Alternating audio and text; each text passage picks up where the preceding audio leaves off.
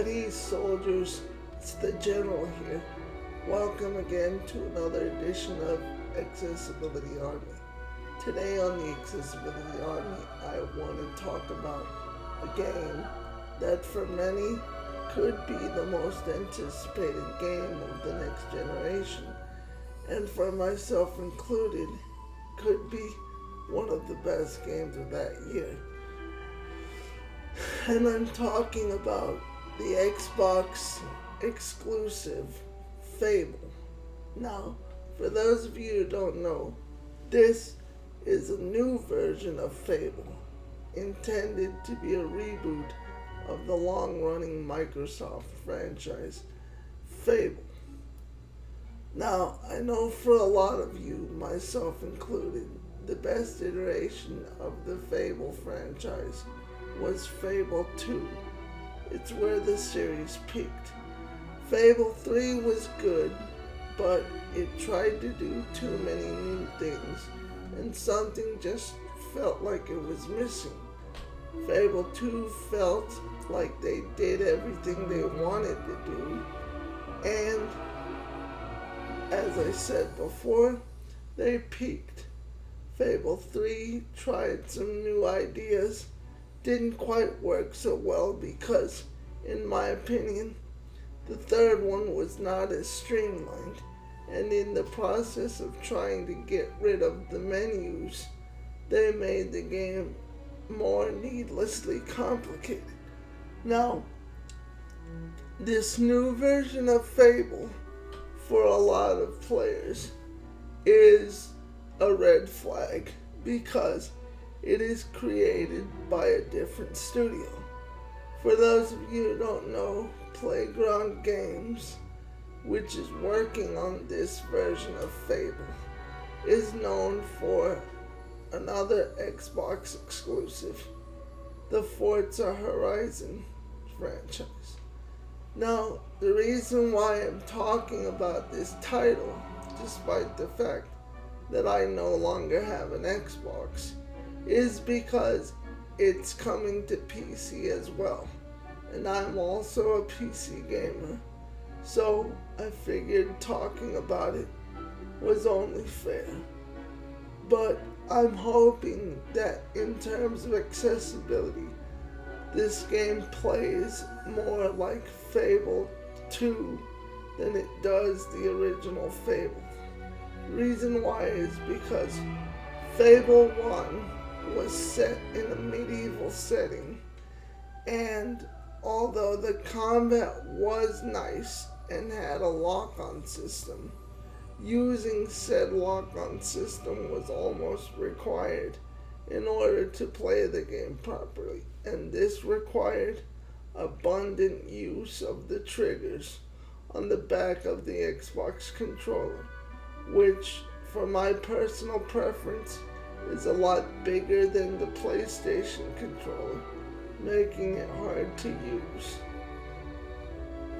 Fable 2, however, streamlined the process, and it's where Peter Molyneux arguably lived up to the hype the most.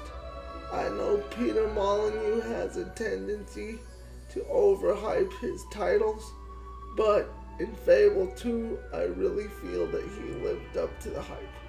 He promised you'd be able to buy property and rent it to tenants, to be able to get married and have children, and to go on grand adventures and return home and have those children be born to the age of 7 or 8.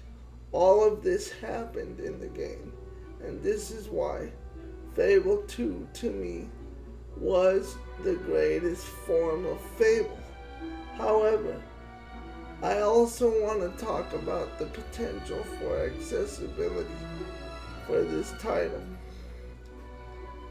Forza Horizon was not my cup of tea, number one, because I'm not a fan of racing games, and two, because the game I found wasn't very accessible when you have a motor function disability as I do. Now, Fable I'm hoping will be different, because since this is an RPG and it's open world, which many of you might argue, what is a developer who's responsible for creating racing games doing making a Fable RPG? Well, the answer is they know how to build open worlds. Forza Horizon and Forza Horizon 2 were both open world racing games, so they do have the experience. Now, what you say within that makes them the studio to build a Fable game.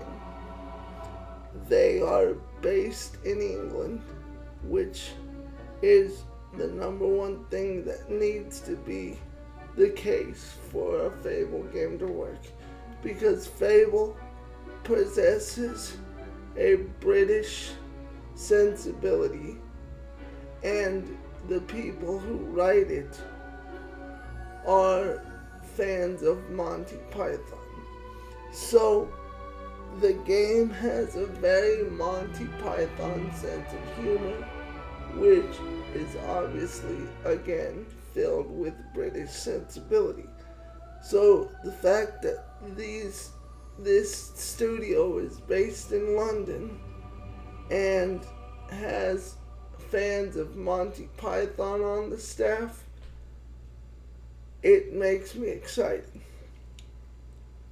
But in terms of accessibility, I do hope it's like Fable 2 more than Fable 1, because, as I said before, there's an overdependence on the triggers in the first Fable game, which made the lock-on system hard to deal with. In Fable 2, you had a setting that was more similar to the Industrial Revolution, making guns practical.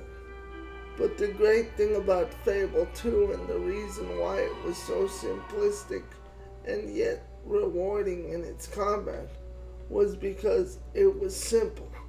Combat was based on 3 buttons. X was your melee, which was the blue button.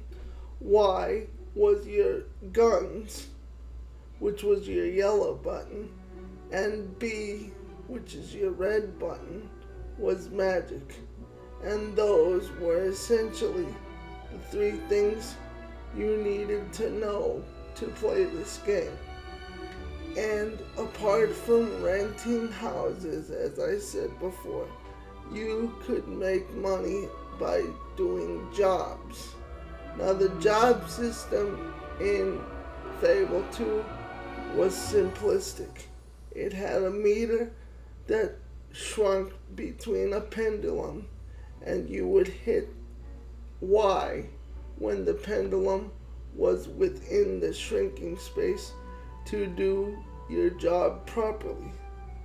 They tried to overhaul this in Fable 3, but rather than pressing one button, you had to press multiple buttons, and this made it difficult.